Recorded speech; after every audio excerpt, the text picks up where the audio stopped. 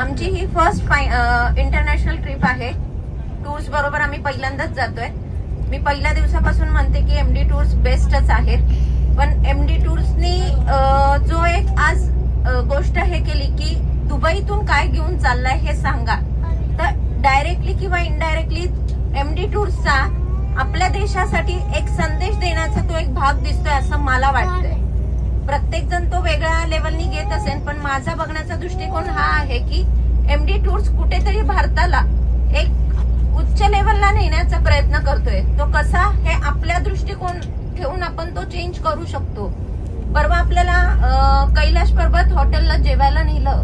तिथे जेवण आल्यानंतर आम्ही जेव्हा तिघ जण बाहेर गप्पा मारत बसलो होतो, आमच्या बाजूलाच एक छोटासा डस्टबिन होतं. त्या डस्टबिन मधून अगदी बारीकसा तुकडा बाहेर आलेला होता. तर तो झाडणारा जो माणूस होता त्या माणसाने तो व्यवस्थित आतमध्ये प्रेस करून ठेवला. तो माणूस झाडणारा होता. त्याला बघायला कोणीही आजूबाजूला कोणीच नव्हतं. सीसीटीव्ही असतील नसतील आपण पण बघितलेले नाहीयेत तिथे, पण प्रत्येक माणसाने ती जबाबदारीने काम केलंय म्हणून ही एवढं दुबई छान राहिली.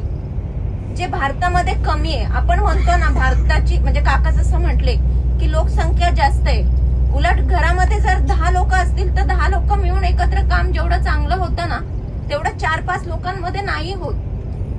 आपल्या भारतातले 9 ते 10 मिलियन लोक दरवर्षी दुबईला व्हिजिट करतात, जर तुम्ही गुगलवरती सर्च केलं तर.